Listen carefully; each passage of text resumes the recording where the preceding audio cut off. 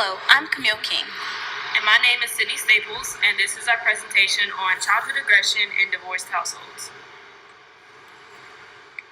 We are going to start off with why this experiment is important. It is well known that almost half of marriages in the United States end in divorce. As divorce becomes a common theme, so does negative behaviors in the children of these divorced households.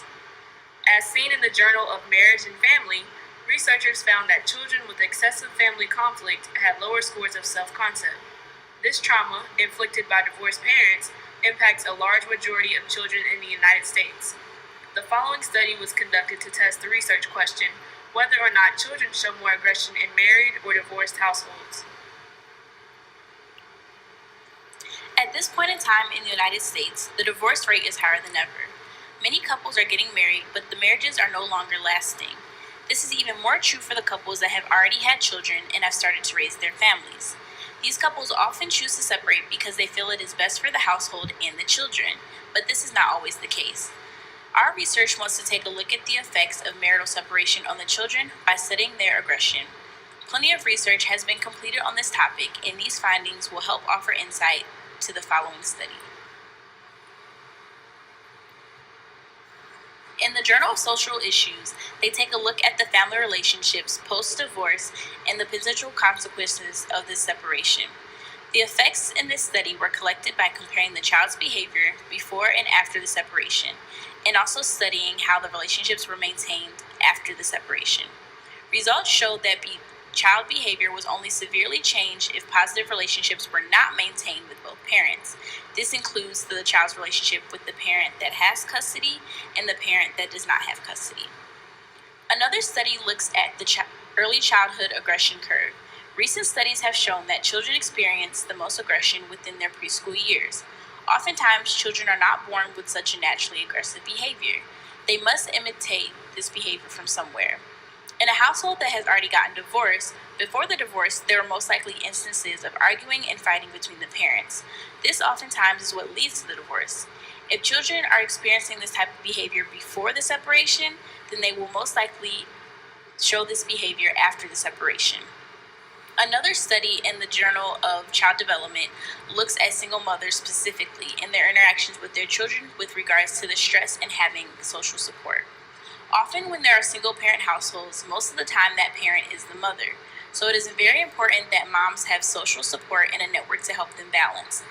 This was an observational study, and the mothers are observed directly during their everyday activities. Findings show that it is necessary for these mothers to have social support because without it, they often do not exhibit good control of their children. This first study examines the correlation between problematic marriages and the impact they have on the child.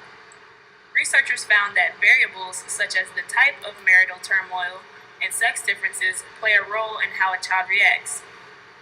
Overall, boys show more aggression than girls, and age plays no part in the amount of aggression. In the study done on the effects of divorce and separation on mental health, researchers focus on measuring anxiety and depression in children as a result of having divorced parents. Researchers found that divorce and anxiety, alongside with an increased risk for alcohol abuse, were associated with divorce and separation. In the Journal of Child Development, studies the effects of interrelational relationships in the family structure, decision-making, and deviant behavior among children. They found that the rates of deviance among females and males are similar, although the female rates do prove lower. This is what led us to only wanting to observe the behavior of males, due to the fact that gender could act as a confounding variable for aggression. However, several studies have found positive results in examining the correlation between aggression and negative processes in children of divorced households. In the Amato study, researchers concluded that the behaviors children have in response to divorce are unique and that there are a variety of perspectives held besides aggression and negative interactions. The last two studies identified that a child's divorce adjustment is based on the family's way of life. The actual relationships within the family are more important than the marital status of the parents. The research question for for this proposal is, do children exhibit higher aggression levels in married households or divorced households? The hypothesis is that children show a higher level of aggression in divorced households, with the independent variable being the type of household and the dependent variable being the amount of aggression. The design being used is survey research. We use that design because this design relies on questionnaires and surveys in order to answer questions about a certain phenomenon. In this case, it would be child aggression. For this study, we would choose a sample size of about 40, 20 boys living in a married household and 20 boys living in a divorced household. We chose this sample size because if the sample size was too small, then there won't be enough data. But if the sample size is too big, then there's a greater chance that aggression levels could be due to factors other than type of household. For this study, the participants are African American males between the ages of 12 and 17. They will be selected from a local DC middle school and a local DC high school. For this, we will use convenient sampling. Participants will be recruited by sending an informed email to the parents, and if the parents are interested in being included in the study, they will respond to our email. Data will be collected through a survey, and responses will resemble a Likert scale. So responses can be either strongly agree, neutral, disagree, or strongly disagree. Some example questions would be, my teen has had a history with cruelty to animals, our conversations frequently end in arguments, and my teen has been in a physical fight before. For the procedure, we would first send out an email to the parents that have children that attend local DC middle schools and a local DC high school. The email will describe the study and the rules of consent and confidentiality. The parents will also have a place for them to sign, for them and the children to sign.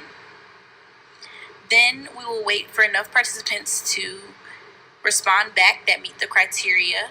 After that, we will choose our participants and send them information about a meeting date for the parents to come in to complete the survey as a collective. On the survey day, we will have all the participants sit in one room and complete the survey to control for extraneous variables. We will then pass out the survey for them to take individually, and parents who remain married will take one survey together. We will then collect it after they have completed it and analyze the data. In order to analyze the data, we will mark the amount of responses that occur most frequently per question or find the mode. And to further analyze the data, we could use a measure of variability, an index of qualitative variation to further analyze our responses. And finally, here are our references used in this proposal, and we hope you enjoyed watching. Thank you.